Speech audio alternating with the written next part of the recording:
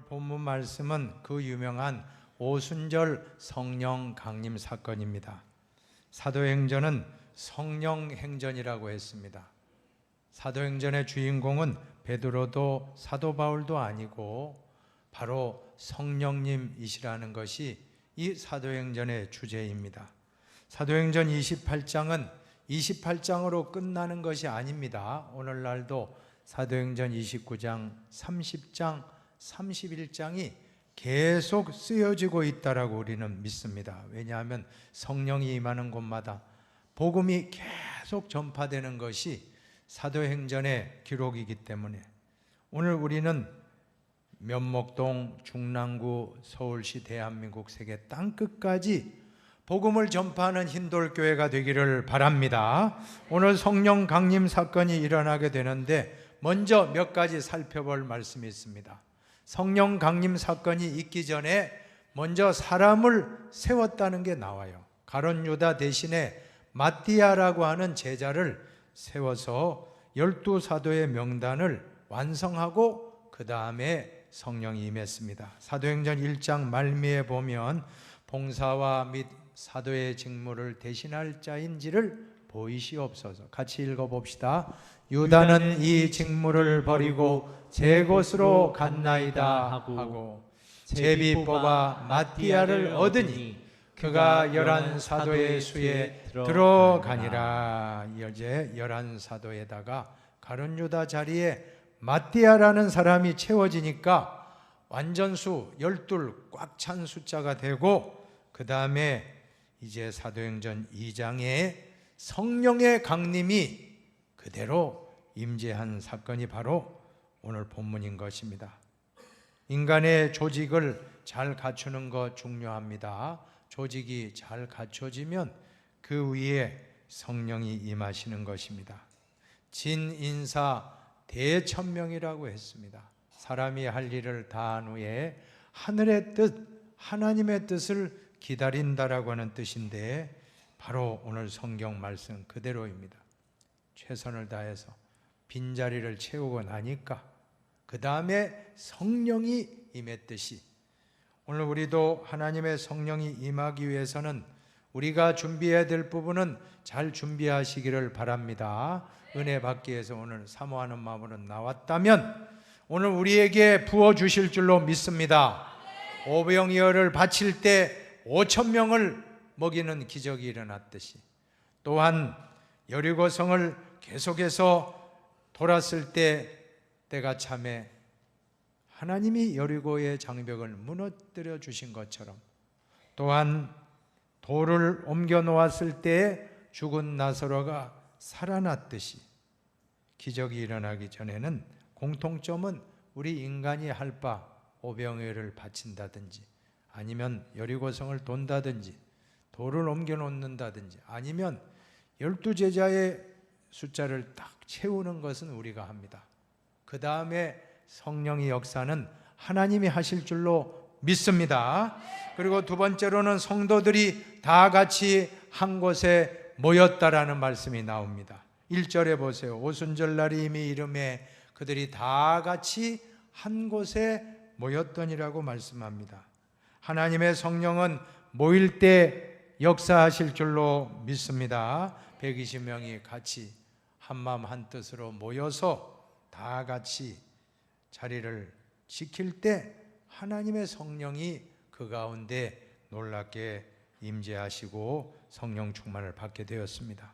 그래서 우리는 어떤 일이 있어도 믿음의 사람들은 교회 모임을 등한시하면 안 되는 것입니다. 서로 돌아보아 사랑과 선행을 격려하며 모이기를 피하는 어떤 사람들의 습관과 같이 하지 말고 오직 권하여 그날이 가까움을 볼수록 더욱 그리하자 말씀합니다. 모여야 됩니다. 교회는 모임입니다. 헬라어로 에클레시아 뭐라고 했습니까?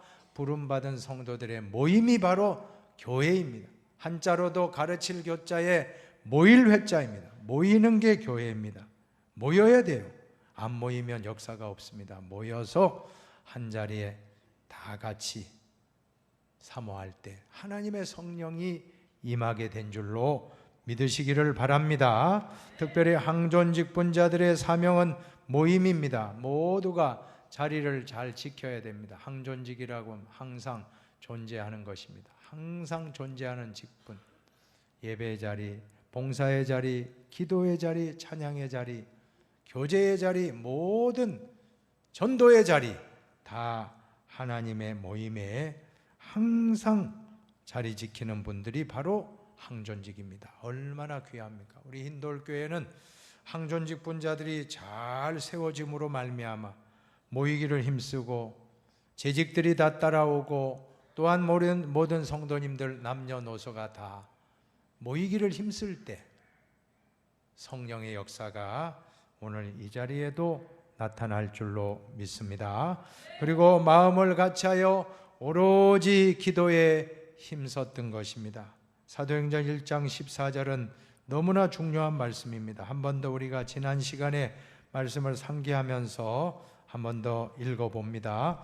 여자들과 예수의 어머니 마리아와 예수의 아우들과 더불어 마음을 같이하여 오로지 기도에 힘쓰더라.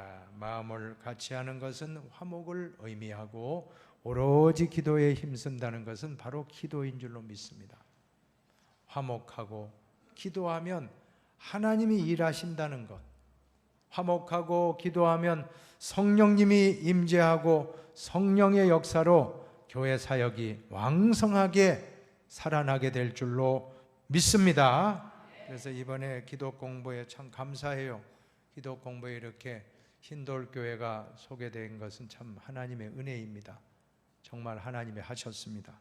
그 핵심은 화목하고 기도하면 하나님이 일하신다라고 하는 것이 모든 우리 힌돌교회에 참 이때까지 저의 간증이고 또 앞으로도 그런 간증이 계속되리라고 저는 믿습니다.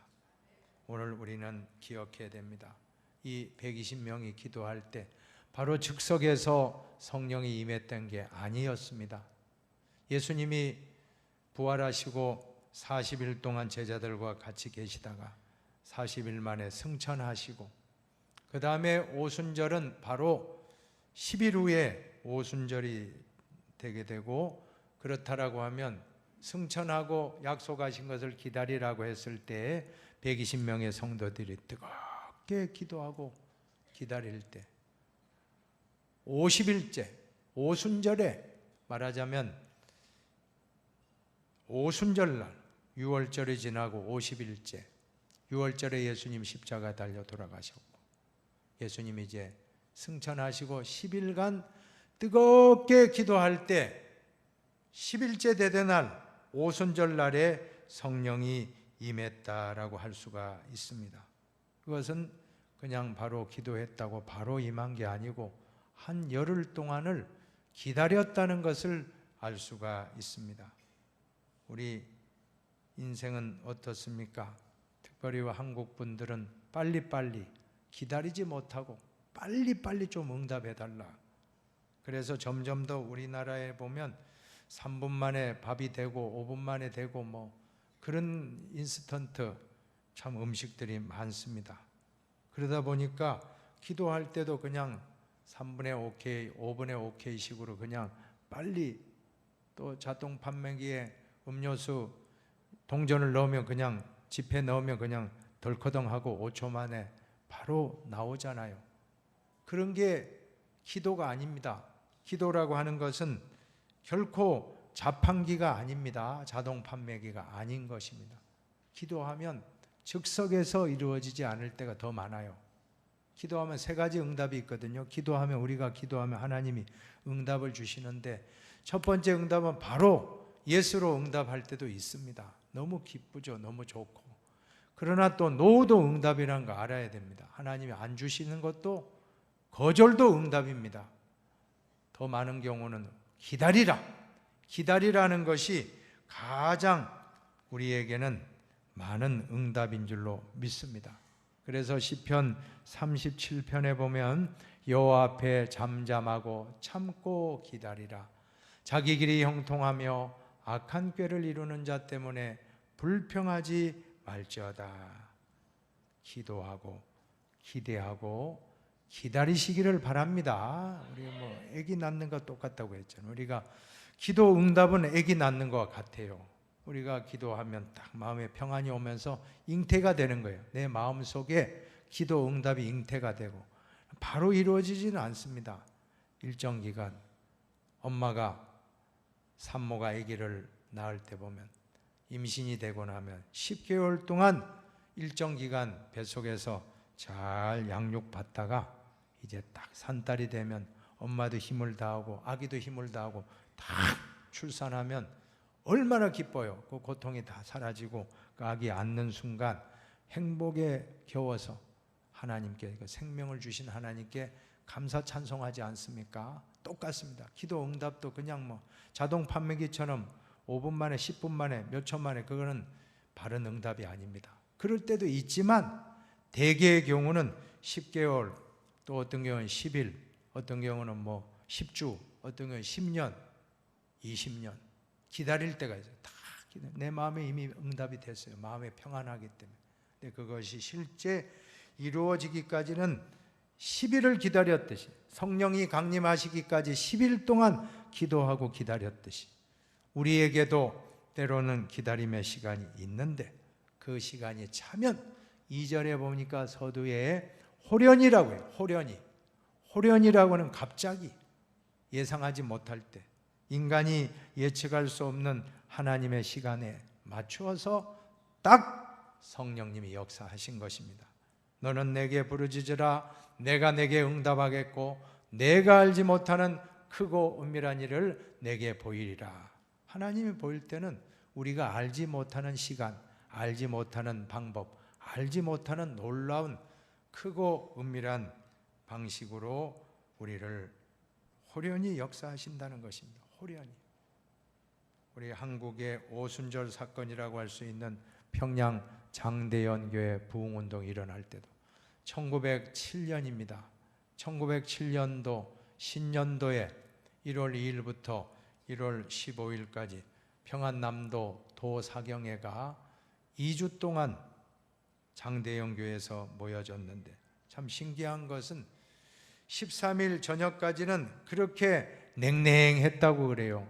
그 당시 길선주 목사님이 얼마나 답답한지, 사람들이 자기가 설교하는데 그냥 콘크리트, 스펀지가 돼서 쏙쏙 빨아들이는 게 아니고 그냥 튕겨내고 말씀을 안 받았대요. 너무 답답하고 아무런 역사도 없고 냉랭하다가 이제 마지막 날 밤 14일 그 저녁에 오순절 성령의 역사가 나타났다라고 하는 것입니다. 마치 10일 동안 이 초대교회 성도들이 마가의 다락방에서 기도하다가 10일이 딱 찼을 때 오순절에 성령이 임했듯이 우리 한국의 장대연교회 부흥운동이 일어날 때도 14일 동안 그렇게 아무 일이 없다가 13일 동안 14일째 되는 밤에 성령이 임하여 하나님의 오순절의 역사가 우리 한국교회도 일어났던 것입니다.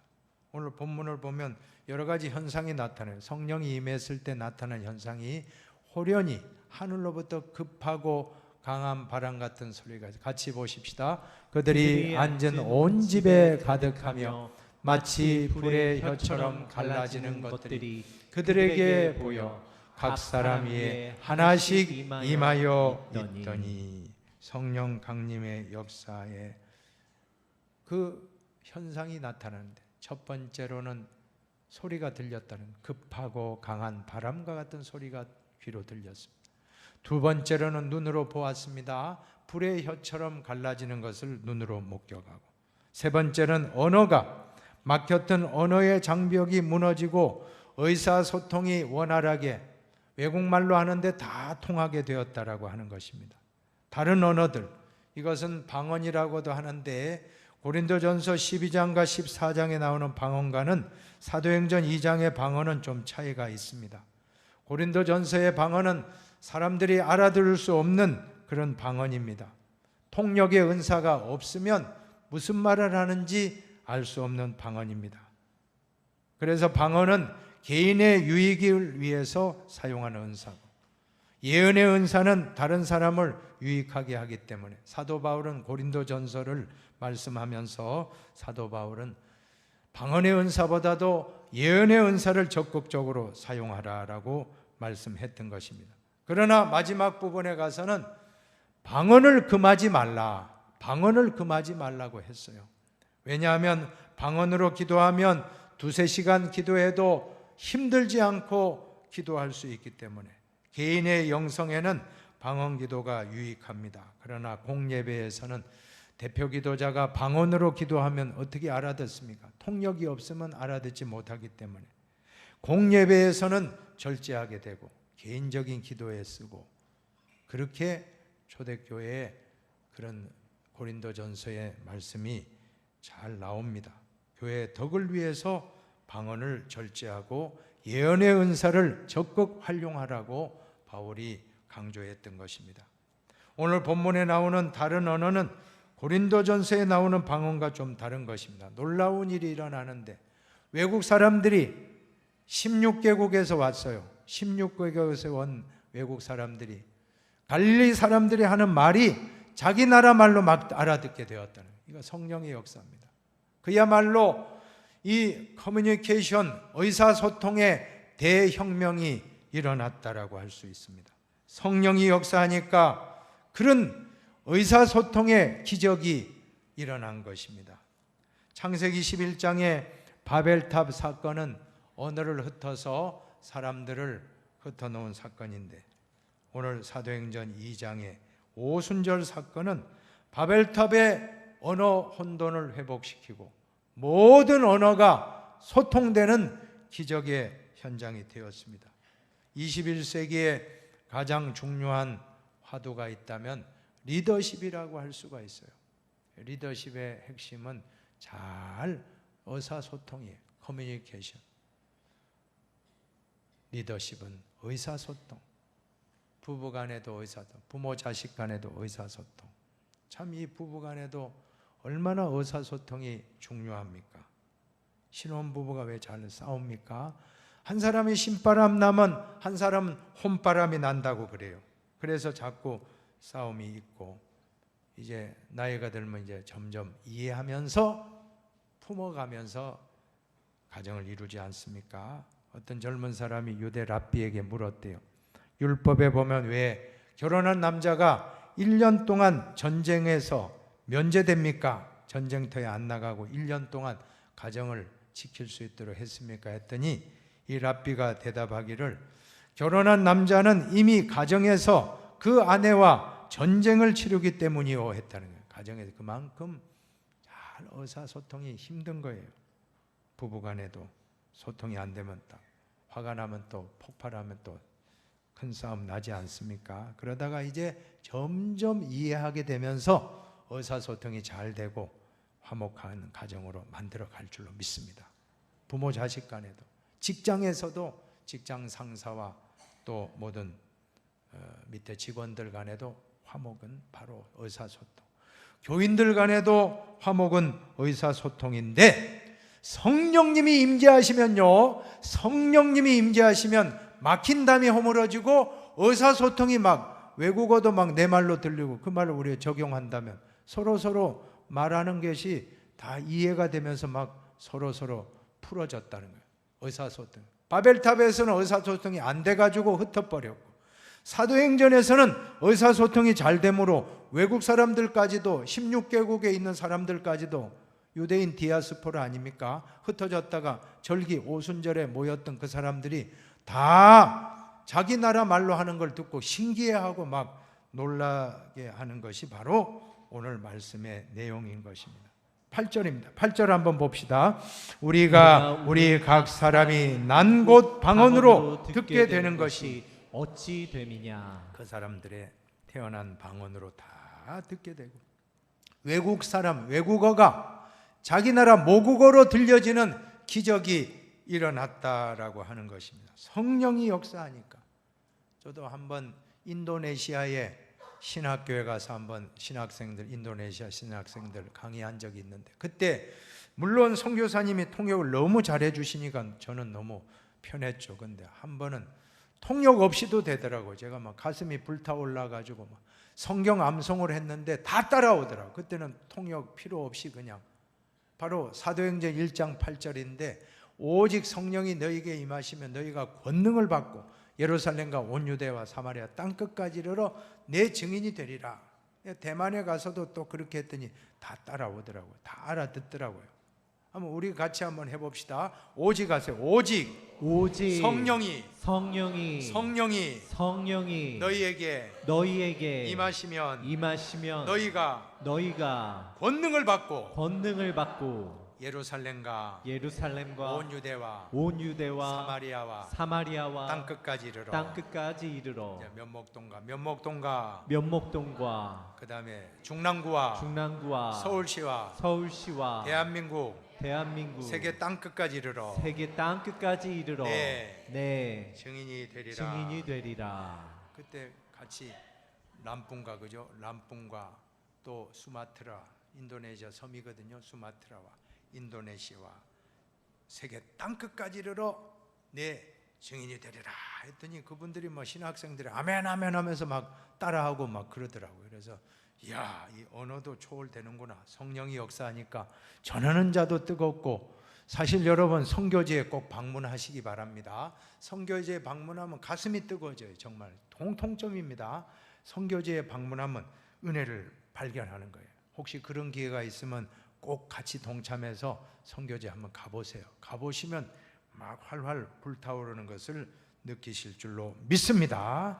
근데 안타깝게도 그런 성령의 역사에도 또 이해 못하고 조롱하는 분이 있었다는 거예요. 이거 참 우리의 초대교회에도 이런 일이 있다면 오늘날은 또 어떠하겠습니까? 12절에 보세요. 12절에 보니까 다 놀라며 당황하여 서로 이르되 이 어찌된 일이냐 하며 같이 읽어봅니다. 또 어떤 이들은 조롱하여 이르되 그들이 세술에 취하였다 하더라. 그렇게 신비한 역사가 있고 그렇게 참 희한한 외국어가 모국어로 들리고 막 기적과 같은 역사가 일어났는데 아멘하고 받으면 되는데 그냥 조롱했다. 저 사람 술 취했다.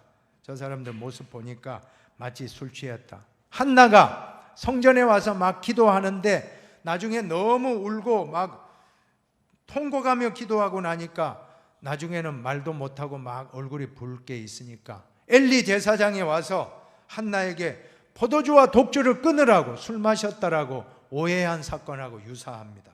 성령 충만 받고 하는데 엉뚱하게 술 취했다라고 하면 어떻게 참 마음이 얼마나 참 당황스럽겠습니까? 그러나 그럴 수 있다는 거예요.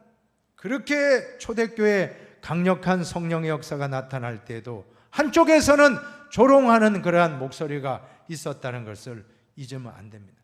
그때 필요한 것이 뭡니까? 신비한 현상, 어떤 기적, 그게 아니에요.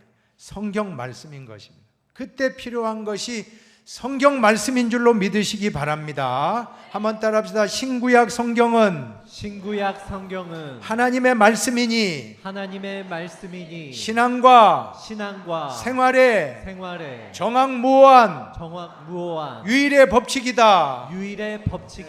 우리 신조 장로교 12신조 1번이 1번. 신구약 성경은 하나님 말씀이니 신앙과 생활에 정확무오한 유일의 법칙이다. 우리가 그때 신비한 기적이 아니고 우리에게 필요한 것은 말씀인 것입니다. 그러므로 믿음은 들음에서 나며 들음은 그리스도의 말씀으로 말미암았느니라. 믿음은 들음에서 나고 들음은 그리스도의 말씀으로 말미암았대. 그 말씀이라는 게 로고스의 말씀이 있고 레마의 말씀이 있는데 바로 로마서 10장 17절은 레마예요. 레마. 로고스는 전체 구약 신구약 66권. 레마는 그날 오늘 이 설교 들을 때 내게 지금 주신 말씀이 레마의 말씀입니다. 그 말씀을 딱 받으니까 사도행전 2장 37절에 뭐라고 합니까? 그들이 이 말을 듣고 말씀을 베드로 사도의 말씀을 듣고 마음에 찔려 베드로와 다른 사도들에게 물어 이르되 형제들아 우리가 어찌할까 하고는 여러분들이요 우리가 지금 대낮입니다. 술 취한 게 아닙니다. 이 말씀대로입니다. 요엘 선지자가 성령이 말세에 기름 부어주면 자녀들은 예언하고 또 청년들은 환상을 보고 아비들은 꿈을 꾸리라 했습니다 하고 막 말씀을 풀어나갔거든요. 그러니까 그 말씀 다 끝나고 나니까 감동을 받아가지고 형제들아 우리가 어찌할꼬. 결론은 뭐예요? 말씀 들으니까 신비한 현상, 외국어가 막 소통되고 막 이런 현상도 중요하지만 그게 아니에요. 성경 말씀으로 베드로 사도가 다 말씀을 풀어줄 때 한 분 한 분 모였던 분들이 다 감동을 받아서 형제들아 우리가 옳고 가슴을 치며 회개하면서 통회자복하는 역사가 일어나게 되었던 것입니다. 또 있어요. 사도행전 10장에 보면 베드로가 로마 백부장의 집에 갔어요. 그 백부장 고넬료의 집에 가서도 똑같습니다. 10장 44절에 보면 베드로가 이 말할 때 설교입니다. 이 말할 설교 말씀할 때 성령이 설교 말씀 듣는 모든 사람에게 내려오시니 또 11장 여러분하고 같이 읽어봅니다. 내가 말을 시작할 때 성령이 그들에게 임하시기를 처음 우리에게 하신 것과 같이 하느니라. 처음이라는 건 사도행전 2장에 바람처럼 불같이 뜨겁게 역사했던 성령이 지금 이 고넬료라고 하는 로마의 백부장 이방인에게도 동일하게 그때 성령이 똑같이 강림하는 걸 느꼈다라고. 언제요? 말씀을 시작할 그때 성령이 임했다. 항상 성령님은 그냥 독자적으로 움직이지 않습니다. 성령님은 말씀과 같이 움직이십니다. 그러므로 우리는 언제나 이 말씀을 항상 가슴에 품어야 될 줄로 믿습니다. 하나님의 성령은 언제나 말씀으로 역사하고 말씀이 내게 탁 와닿는 순간 평안의 응답이 오고 기쁨의 응답이 오고 또한 감사의 응답이 따라올 줄로 믿습니다. 오늘도 이 예배 시간에 하나님 말씀을 듣는 가운데 성령이 임재한 줄로 믿습니다. 우리 모두 오늘 오순절 성령의 불이 임한 사건을 통해서 이 의사소통이 다 혁명적으로 다 회복되었듯이 우리 교회에도 우리 가정에도 말이 막히고 담이 있는 것이 있다면 다 성령이 임하여 여리고의 장벽이 무너지듯이 홍해가 갈라졌듯이 우리 사이에 언어 소통을 방해하는 모든 것은 성령께서 다 소통되게 하실 줄로 믿습니다. 우리 인돌교회는 초대교회와 같이 사람을 잘 세우게 되기를 바랍니다. 사람을 잘 세울 때 성령님의 역사가 일어났습니다. 두 번째로는 모여야 됩니다. 모이기를 힘쓰시기를 바랍니다. 세 번째로는 마음을 같이하여 화목하고 기도에 힘쓸 때 오늘날에도 성령의 역사가 일어날 줄 믿습니다. 마지막으로 말씀을 잘 들을 때 내게 주신 레마의 말씀을 내 가슴에 품었을 때 성령님이 강력하게 임재하였습니다. 우리 흰돌교회가 오순절 성령의 뜨거운 불을 받는 오늘이 되기를 주님의 이름으로 축원합니다.